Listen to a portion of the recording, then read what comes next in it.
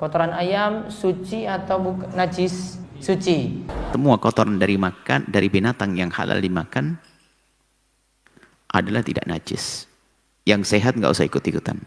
Omah kulon biasa digo dolanan ayam. Kula anggar ngresiki ora tenanan. Anggar bojo kula protes, aku wong alim rasa mbok kandhani ya perkarane. Assalamualaikum warahmatullahi wabarakatuh. Bismillah, alhamdulillah, wassalatu wassalamu ala rasulillah Sayyidina Muhammadin ibn Abdillah wa ala alihi wa sahbihi wa mawalah, amma ba'du. Kemarin saya melihat story video di mana di situ ada seorang ustadz yang mengatakan bahwa orang yang sholat membawa kotoran ayam itu sholatnya sah, karena kata beliau kotoran ayam itu tidak najis dan kotoran ayam itu tidak membatalkan wudhu. Mungkin banyak orang Indonesia yang bertanya-tanya, masa iya kotoran ayam itu tidak najis? Padahal biasanya kalau ada kotoran ayam kita bersihkan, baik itu di baju ataupun di rumah di lantai. Oleh karena itu, ayo kita bahas apakah dalam kitab ada pendapat yang mengatakan bahwa kotoran ayam itu tidak najis. Ayo kita bahas di YPI Miftahul Huda. Apa hukumnya jika kita terkena kotoran ayam? Kotoran ayam suci atau najis? Suci. Apakah membatalkan wudhu? Batal atau tidak kalau kena kotoran ayam? Tidak membatalkan wudhu. Atau pada kasus sebelum berwudhu terkena kotoran ayam, lalu setelahnya berwudhu kemudian sholat, ternyata kemudian setelah sholat masih ada kotoran yang tersisa karena kurang bersih dalam bersihkan kotoran tersebut. Apakah sah sholatnya? Sah. Karena kotoran ayam pertama tidak najis, yang kedua tidak membatalkan wudhu juga. Melihat video tersebut, wajar jika Syafi'iyah atau orang yang mengikuti madhab Imam Syafi'i itu bertanya-tanya, masa iya kotoran ayam itu suci? Karena dalam kitab Syafi'iyah, dalam kitab madhab Imam Syafi'i itu dikatakan bahwa kotoran ayam itu najis. Namun kita tidak boleh langsung menyalahkan karena masih ada madhab yang lain.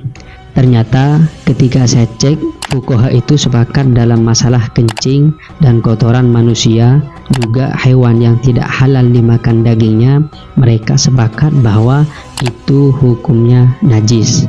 Namun berbeda dalam masalah kencing dan kotoran hewan yang halal dimakan dagingnya. Mereka berbeda pendapat. Dalam madhab Imam Malik, juga Imam Hambal, juga golongan dari Hanafiyah mengatakan bahwa kotoran dan kencing hewan yang halal dimakan dagingnya itu hukumnya suci. Karena Nabi pernah menyuruh orang-orang Urainah untuk meminum kencing unta dan susu unta. Oleh karena itu kata mereka, kalau seumpama najis tidak mungkin Nabi menyuruh untuk meminumnya.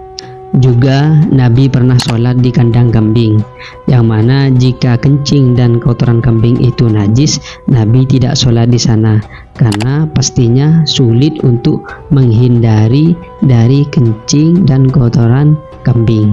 Kalau Anda sudah merasa was-was, Anda kami ikutkan madhabnya Imam Malik.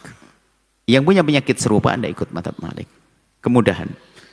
Dalam madhab Malik adalah semua kotoran dari binatang yang halal dimakan adalah tidak najis.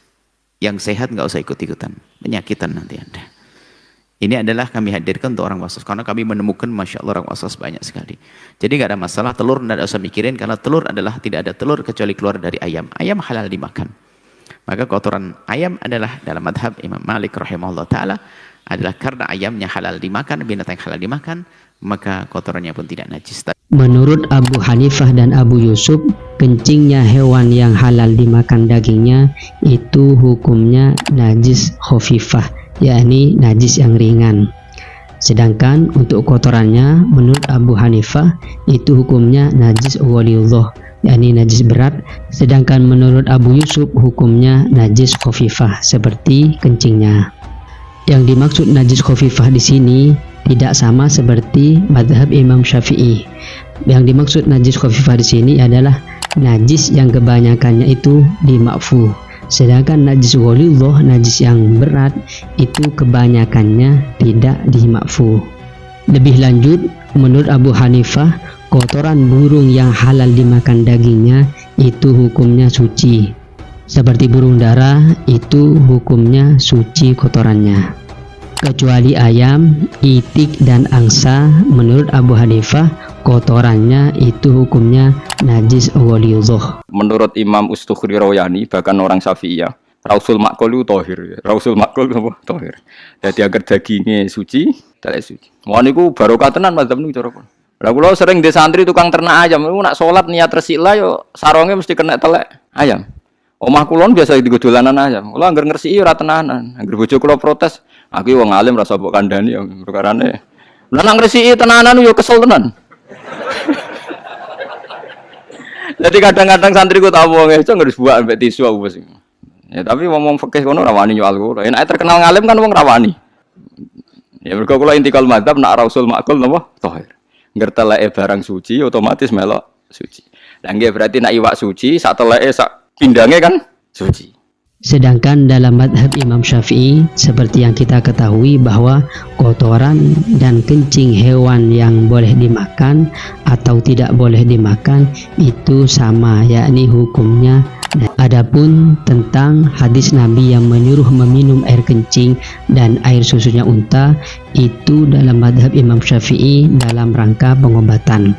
Yang mana dalam madhab Imam Syafi'i itu berobat menggunakan perkara yang tidak suci, menggunakan perkara yang najis itu hukumnya boleh.